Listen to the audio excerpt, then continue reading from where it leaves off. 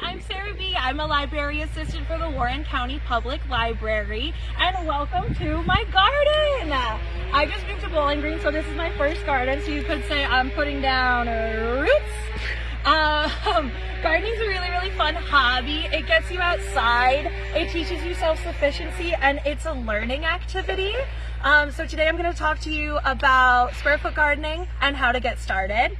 So square foot gardening is good for beginners like me because it's a small space and you can grow a variety of different things.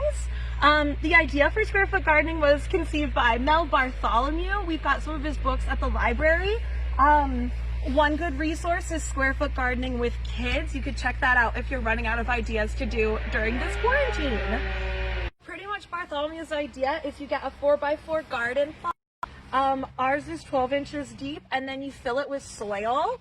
Then you mark off each foot and it makes a grid. So you have 16 1-foot square spaces to plant 16 different vegetables or herbs. Square foot gardening is great if you don't have a lot of room or time to water and weed because the fresh soil won't have any weeds and the small area cuts down on your commitment for maintenance and space. I went a little bit off book. I've got a slightly larger plot, but the underlying concepts of square foot gardening are still there. So once you've got your garden bed and your dirt, you figured out what you wanted to plant and where you want to put it. Next is spacing.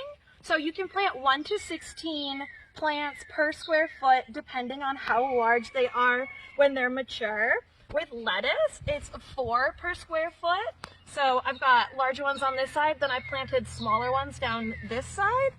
That's called successive planting. It's just a fancy way of saying you stagger your plantings to extend your harvest. So by the time we eat these guys should be ready to go, and then we'll plant that row back.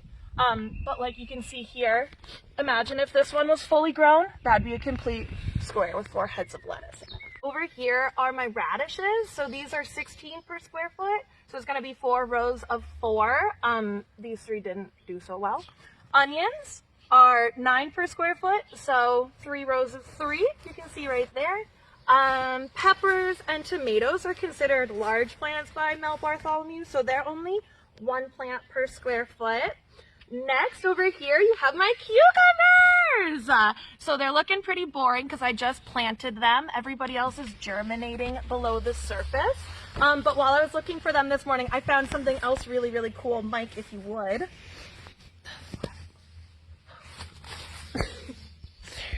Right? Who said gardening wasn't exciting? So the cucumbers are going to be coming up soon, all of them. They're 2 per square foot, so like they're over here. Here's my square foot, and there'll be 1 here and here, over here and here, just like that. You'll see these little guys all around. These are marigolds. Marigolds are companion plants, so they attract plants that hurt your crops, and then they also attract plants that help your crops, like pollinators. And then in return, beans and peas, for example, will fix nitrogen into the soil. So the marigold gets a little extra nitrogen, which is an essential nutrient for plants. And then their blooms add a little bit of extra color and spice to your garden. That's pretty much it. There's resources all over the internet about spacing for plants that I didn't talk about today. I sent my PDF that I use in, so that's going to be attached below. Another resource I like to use is the Old Farmer's Almanac website. I'll attach that link too. It's got all these different pages for all the different vegetables you could want to plant, when to plant them, varieties, companion plants, and pretty much how not to kill them. So I've been using that a lot as well. Thank you so much. I hope this was informative.